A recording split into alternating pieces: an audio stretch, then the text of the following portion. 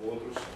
Hoje a gente apresenta a 20ª edição do relatório Web Shoppers, que além de analisar a evolução do e-commerce, avalia também as mudanças de comportamento e preferência dos e-consumidores. Bom, para falar com vocês sobre esses assuntos, temos aqui à direita de vocês o Manuel Matos, presidente da Câmara Brasileira de Comércio Eletrônico, a Câmara ENET, e à esquerda de vocês o Pedro Guasti, que é o diretor-geral da EBIT. Eu vou pedir primeiro para o Manuel Matos faça uma rápida análise, ainda sem os números que vocês já receberam, do atual momento do comércio eletrônico, e em seguida a gente passa a palavra ao Pedro e na sequência abrimos para as perguntas de vocês. Ok? Manuel, por favor. Obrigado, bom dia a todos. Falar do comércio eletrônico no Brasil e falar dos números, né, já se tornou uma doce rotina para todos nós que militamos na economia digital. Então acredito que poucas atividades no mundo mantêm um ritmo de crescimento constante por 10 anos seguidos como o comércio eletrônico. Tem diversas explicações, mas talvez tenha uma explicação que seja aquela que eu mais gosto, como Câmara ENET. A sociedade mudou, o mundo mudou, os hábitos mudaram. Então nós vivemos uma geração de transformações. Eu costumo repetir que nós não tivemos o privilégio de viver a escola de Sagres, quando o indivíduo atravessou para o novo mundo, atravessou o oceano. Nós não tivemos o privilégio de viver a Revolução Industrial na sua primeira onda, quando o vapor saiu das locomotivas e foi para as fábricas, e nem vivemos a segunda onda, que foi a revolução da eletricidade, quando as empresas pararam de produzir com dínamos a sua própria eletricidade, se criou o sistema de distribuição, mas todos nós vivemos a revolução da internet, a interligação dos povos. E esta realidade trouxe consequências em diversas áreas da atividade humana. E o que nós estamos aqui hoje para discutirmos é exatamente o reflexo na forma de fazer negócios. A Escola de Sagres, que buscava facilitar caminhos para permitir um comércio mais poderoso dos portugueses, do povo ibérico como um todo, querendo fugir de um Mediterrâneo infestado de desafios, de perigos, de piratas e buscando novos caminhos, nada mais foi do que um movimento de transbordamento da humanidade. E a internet também é um movimento de transbordamento, que eliminou barreiras físicas, barreiras culturais, barreiras sociais. A internet é um grande movimento de interligação dos povos. E não poderia deixar de ter os seus reflexos de forma contundente naquela atividade que é uma das mais antigas da humanidade, que é o comércio, né?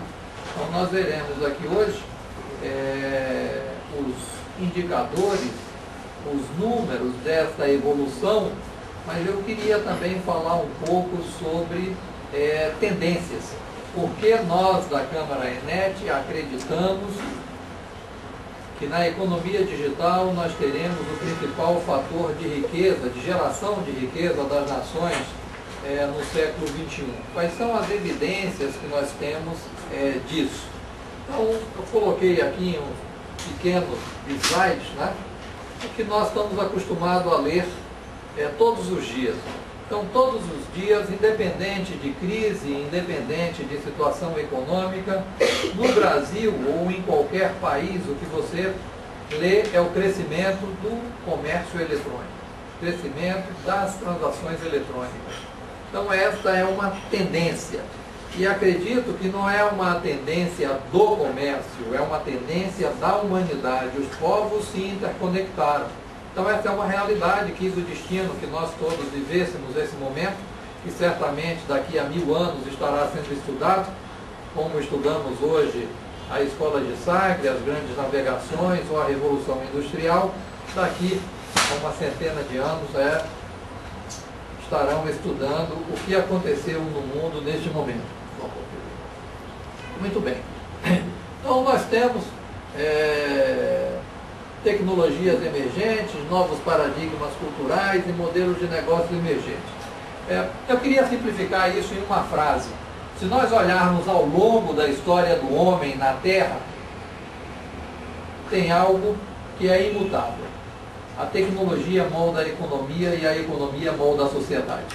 Então, os senhores podem observar em qualquer movimento já acontecido, independente se a tecnologia foi o estribo que permitiu o homem guerrear sobre o cavalo com maior facilidade, se foi o arco e flecha, se foi a pólvora,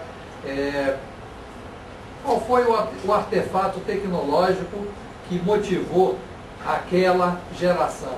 Mas a realidade é que a tecnologia muda a economia e a economia muda a sociedade.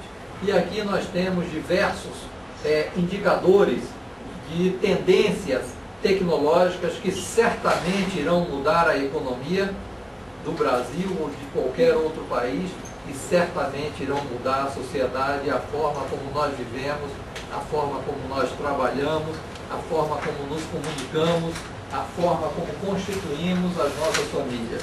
E são inúmeras, os senhores conhecem, né, porque acompanham isso, o dever de ofício, conhecem até melhor do que